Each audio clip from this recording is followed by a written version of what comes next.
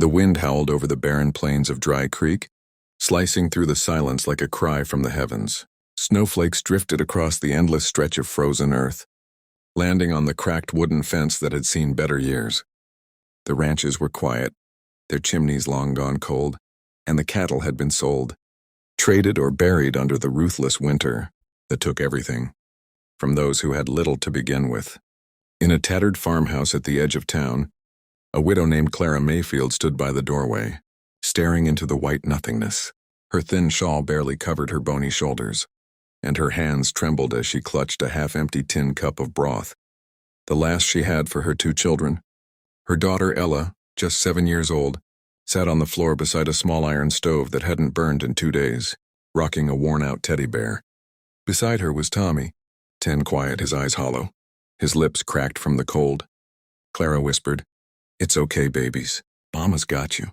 But her voice trembled with the weight of a truth she could no longer hide. There was no more food, no more wood, no more tomorrow if she stayed here. She looked down at the simple gold ring on her finger, the one her late husband, John Mayfield, had slipped on during better days. He had died 2 winters ago in a blizzard, trying to bring food back from town. Ever since, life had been nothing but a storm of hardship, hunger, and heartbreak.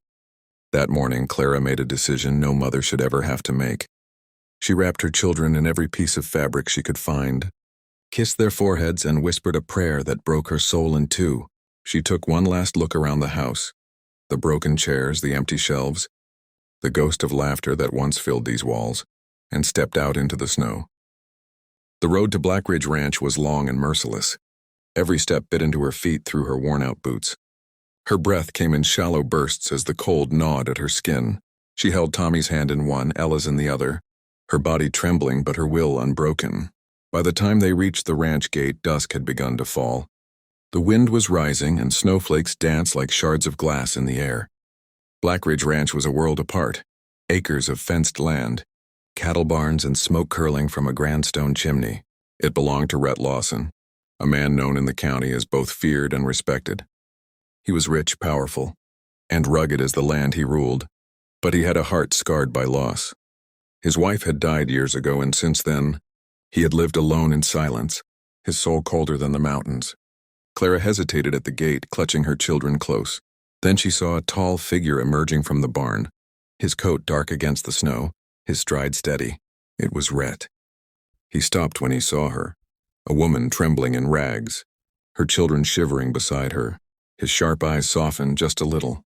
"Ma'am?" he asked, his voice deep and steady. "You lost?" Clara swallowed hard, her lips blue from the cold. "No, sir.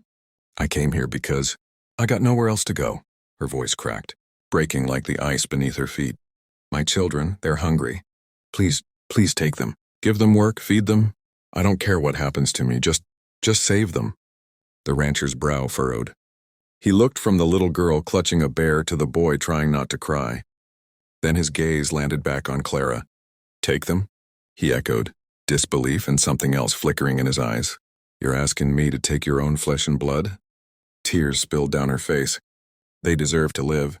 "I can't give them that anymore." She reached into her pocket with trembling fingers and pulled out her wedding ring, the last thing of value she owned. She held it out to him with shaking hands. "Please, sir, take it. Take the ring, take the children. Don't let them die." For a long moment, there was only the sound of wind and heartbreak between them. Rhett's jaw tightened. He had seen poverty, loss, and death before, but never this kind of surrender, never this kind of love. He stepped closer. "Ma'am," he said quietly, "put that ring away."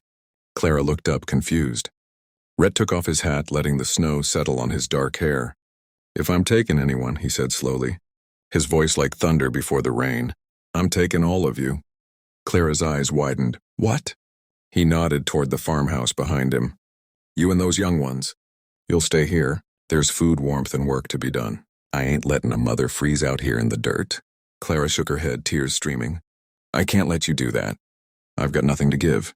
Rhett's gaze softened, something human, raw, and kind breaking through his usual hardness. "Then give me this," he said. "Don't quit. Don't give up on living. Your children need you. I'll take care of the rest." The wind howled louder, as if to seal his words into the night. He turned and called to his foreman, "Get them blankets." "And food?" The children's eyes lit up as warmth and kindness, and something they'd forgotten existed, reached them through the cold. Ella hugged her teddy tighter, whispering to it as if thanking heaven itself. Clara tried to speak, but her voice broke under the weight of emotion. "Why?" she asked quietly. "Why would you help us?" Rhett looked at her, his eyes dark with memory. "Because once someone helped me when I didn't deserve it either." He led them toward the glowing light of the house. Inside, the fire crackled, filling the room with golden warmth. The smell of stew filled the air, and for the first time in years, Clara felt her body ease. As Rhett watched her and the children eat, something inside him stirred, something he thought was long dead. Hope. The storm raged outside, but within those walls the flicker of new life began.